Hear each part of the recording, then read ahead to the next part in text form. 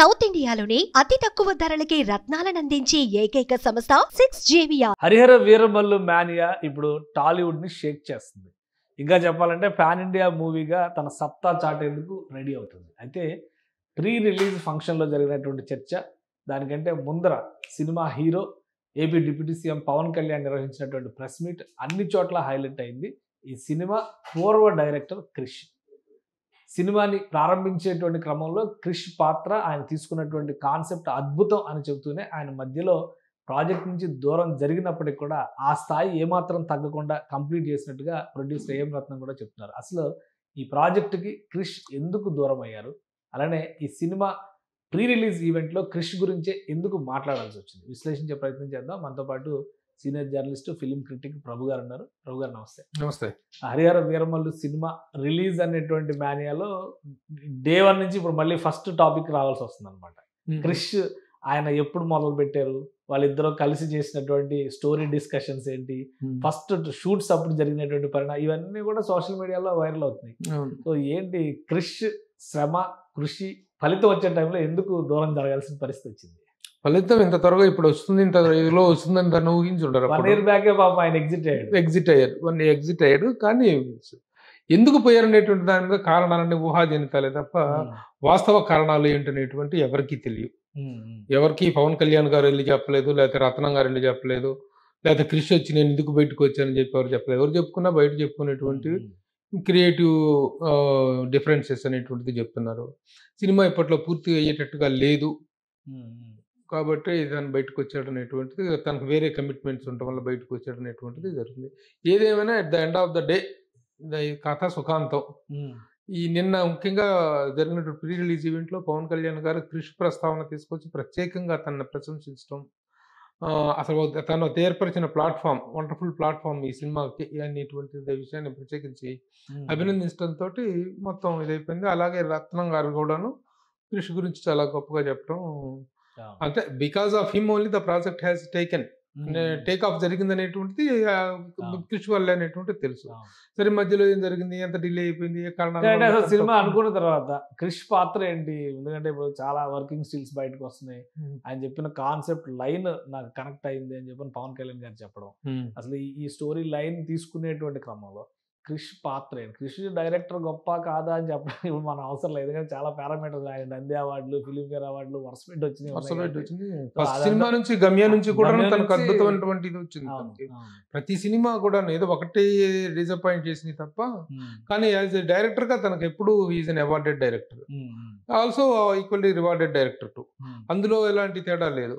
కానీ కొన్ని అంతగా అలాగే at the same time he is also very sensible person.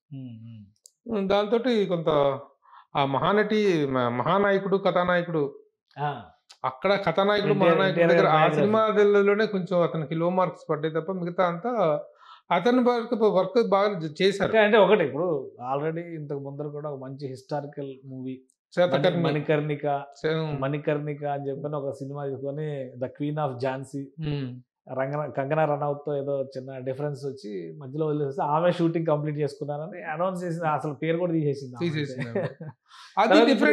ఇది కూడా హిస్టారికల్ బ్యాక్ డ్రాప్ ఉన్నటువంటి మూవీ, మొత్తం అంతా అయ్యి చివరి నిమిషంలో క్రిష్ బయటికి రావడం, ఈ రెండింటికి ఏమన్నా సామీప్యత బాగా ఉంది. ఒక సెన్సిబుల్ డైరెక్టర్ గా, సెన్సిటివ్ డైరెక్టర్ గా తను అనుకున్న దానికి భిన్నంగా ఏదైనా వెళ్తున్నప్పుడు నాకు వద్దులేండి అని గౌరవప్రదంగా తప్పుకోవటం ఎవరైనా చేసేటువంటి పని.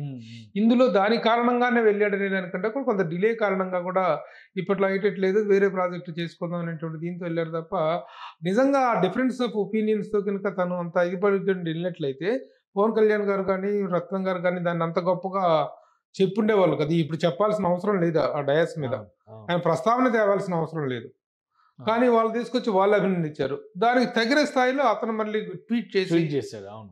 ఇద్దరు the great pillars of this film, Pawan Kalyan garu, Ratnam గారు అని చెప్పేసి ప్రత్యేకించి తను ఇంత లెంగ్తీ ట్వీట్ చేశారు. ఏదో థ్యాంక్ యూ అని ముక్తసరి ట్వీట్గా కాకుండా ఒక లెంగ్తీగా ఒక మంచి కంటెంట్ ఇదిగా వెయిట్ తోటి మంచి ట్వీట్ చేశారు. ఆయన ట్వీట్ చేశారు కాబట్టి కథ సుఖాంతం. పెద్ద పెద్ద ఏమి డిఫరెన్సెస్ లేవు. పెద్ద డిఫరెన్స్ ఏమి లేదు, నిజంగా కొంపలారిపోయే డిఫరెన్స్ లేదు, మాట అనుకోని పోయినటువంటి దానికి. అంటే ఎక్కువ మంది డౌట్ ఏంటంటే ఇప్పుడు వెళ్ళిన తర్వాత కూడా గొప్ప సినిమా ఏది లేవు. ఒక ఘాటి ఒకటి అనౌన్స్ చేసిన అనుష్కతో చాలా కాలం తర్వాత మళ్ళీ వాళ్ళ కాంబినేషన్ వేదం తర్వాత. కాబట్టి అదొక ఎక్స్పెక్టేషన్ క్రియేట్ చేసింది. కానీ ఇంకా పెద్ద ప్రాజెక్టులు ఏవో ఉండి వెళ్ళిపోయారు, ఆ హెక్టిక్ షెడ్యూల్ కోసం వెళ్ళారు అనడానికి కూడా అవకాశం లేదు. సో అందుకని కొన్ని అనుమానాలు అలాగే ఉన్నాయి. అది దానికి వ్యక్తిగతంగా తను వేరే సినిమా స్టార్ట్ చేయడం అనేటువంటిది ఈ రోజున మామూలు విషయం కాదు. దీని నుంచి వెళ్ళిన తర్వాత వేరే సినిమా స్టార్ట్ చేసుకుంటూ గాది ప్రోగ్రెస్ లో ఉంది, అది వేరే విషయం. తన కుటుంబపరమైనటువంటి విషయాలు, తన ఫ్యామిలీ లైఫ్ కూడా ఉంటుంది కదా, వీటన్నిటి కారణంగా తను అవేయాడు తప్ప కొట్టుకుపోయేంత డిఫరెన్సెస్, గొడవలు అలాంటివి ఉండవు. మెసేజ్ వచ్చింది అనుకోవాలి. హుందాగా తప్పుకున్నారు, ఆ హుందాగా తనకు దక్కాల్సిన గౌరవం తనకు దక్కింది. రాత్రి వాళ్ళిద్దరు మాట్లాడటంతో దానికి తన అంతే హుందాగా రియాక్ట్ అయ్యాడు. It was very good gesture. అంటే మేజర్ పోర్షన్ అసలు ఎవరు తీసుకుంటారు మీ అంచనా ప్రకారం ఈ సినిమా? తనే తీశాడు.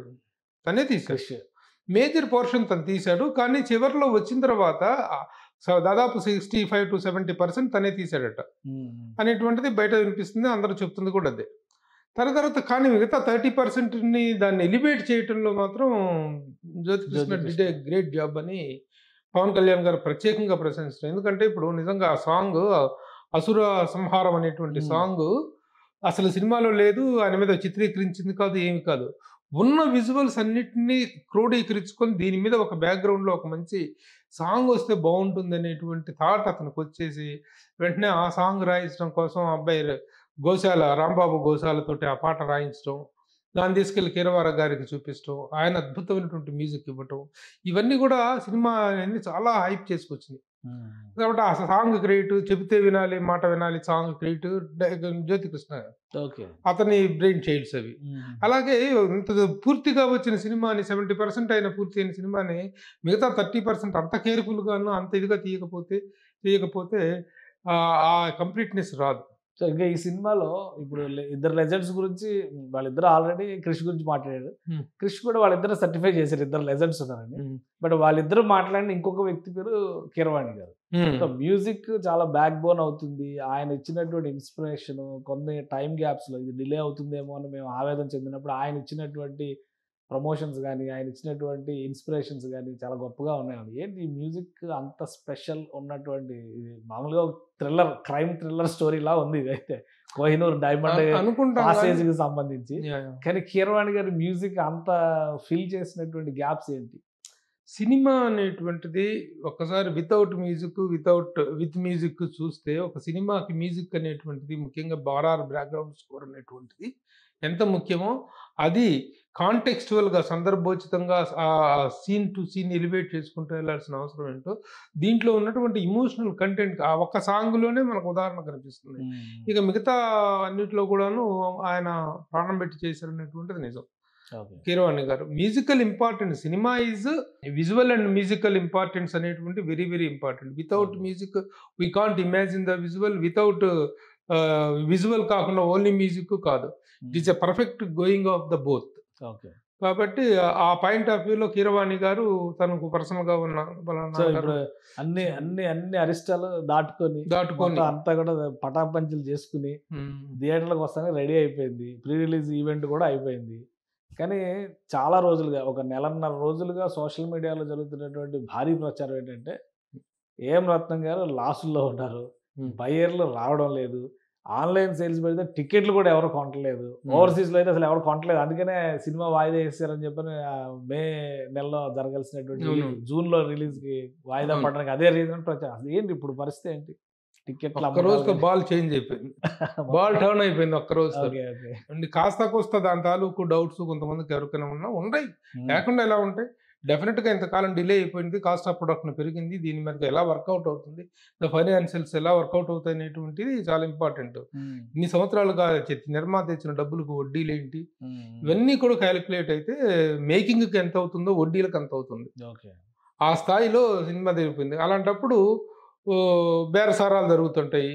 దీనికి తోడు బిజీ ట్రేడ్లో, ఫిలిం ట్రేడ్లో ఏంటంటే ఒకరు కొనడానికి వెళ్ళి ఒకరు ప్రైస్ అడిగితే ఆ ప్రైస్ తను ఇవ్వలేదని అన్నప్పుడు అతను బయటకు వచ్చి చేసే ప్రచారం ఇంకా నెగిటివ్ అవుతుంది. అలాంటి చాలా ఆటుపోట్లు తట్టుకోవాల్సిన అవసరం ఉంటుంది నిర్మాత. అది కాకుండా పాన్ ఇండియా లెవెల్లో పబ్లిసిటీ చేయాలి. ఎలాంటి ఒక రకమైనటువంటి సఫోకేటెడ్ సిచ్యువేషన్లో నిర్మాత రత్నం గారు ఉన్నారో అలాంటి రత్నం గారిని ఆ విధంగా నిన్నటి ప్రెస్ మీట్ అలా పైకి లేపు ఆయనకు మనోధైర్యాన్ని ఇచ్చారు, ఆర్థికపరమైనటువంటి ధైర్యాన్ని ఇచ్చారు. ఇప్పుడు నిన్నటిది ప్రెస్ మీట్ తర్వాత రేపు సినిమా రిలీజ్కి వచ్చినటువంటి బజ్ అనేటువంటిది మామూలుగా రాలేదు. ఇన్ని రోజుల పాటు ఉన్నటువంటి కష్టానికి ఒక్కసారిగా ఒక పాజిటివ్ రిజల్ట్ దొరికినటువంటి ఫీలింగ్. రెండు తెలుగు రాష్ట్రాల్లో కూడా ప్రీమియర్ షో పర్మిషన్ ఇచ్చారు, టికెట్ల రేట్లు ప్రీమియర్ షోలు రేపు సాయంత్రమే, బుధవారం రోజు నైట్కే ప్రీమియర్ షోలు పడుతున్నాయి. గురువారం మార్నింగ్ షోలు రెగ్యులర్ పడ్డా ప్రీమియర్ షోలు పడుతున్నాయి. ప్రీమియర్ షోలో కూడా విపరీతమైనటువంటి రెస్పాన్స్ వస్తుంది. బుక్ మై షోల్లో వీటిలో కూడా మంచి రెస్పాన్స్ వస్తుంది. బుకింగ్స్ చాలా ఫాస్ట్గా అవుతున్నాయి. అంతకుముందు ఏ ప్రచారం అయితే జరిగిందో ఆ ప్రచారానికి టోటల్ రివర్స్ రిజల్ట్ అనేటువంటిది ఇప్పుడు కనిపిస్తుంది. వీరా రాక్స్ అనమాట. Rocks Harihara Veeramallu going to rock. Right right thank you Prabhu గారు విశ్లేషణ అందించినందుకు. ఇది హరిహర వీరమల్లు సినిమాకి సంబంధించి మొదట వేసిన బీజం కృష్ణ అయితే దాన్ని ఒక వృక్షంగా మలిచినటువంటి శక్తిగా ఈ ముగ్గురు లెజెండ్స్కి పవన్ కళ్యాణ్, ఏఎం రత్నం అలానే కీరవాణికి దక్కుతుంది. దాన్ని జాగ్రత్తగా పాలించినటువంటి వ్యక్తిగా జ్యోతికృష్ణకి క్రెడిట్ ఇవ్వాల్సి ఉంటుంది. ఫైనల్ అవుట్పుట్ అద్భుతంగా వచ్చిందని చెప్తున్నారు. ఇక సినిమా పైన 100 రకాల ప్రచారాలు చేసినప్పటికీ కూడా ప్రీ రిలీజ్ ఈవెంట్ తర్వాత నేషనల్ వైడ్గానే కాదు ఇంటర్నేషనల్ మార్కెట్లో కూడా క్రేజ్ పెరిగింది. ప్రీమియర్ షోలు పడుతున్నాయి తెలుగు రాష్ట్రాల్లో. దానికోసం ఫ్యాన్స్, అభిమానులు, పవన్ కళ్యాణ్ అభిమానులు ప్రత్యేకంగా ఎదురు చూస్తున్నారు. సో ఖచ్చితంగా వీరా రాక్స్, ఇది ఓజీ అనే వాళ్ళంతా కూడా ఇప్పుడు వీరా అనాల్సినటువంటి పరిస్థితి వస్తుందని ప్రభు గారు విశ్లేషిస్తున్నారు. ఇది special discussion. Keep watching. Suman టీవీలో మీ పర్సనల్ అండ్ బిజినెస్ ప్రమోషన్స్ కోసం కింది నెంబర్కి కాంటాక్ట్ చేయండి.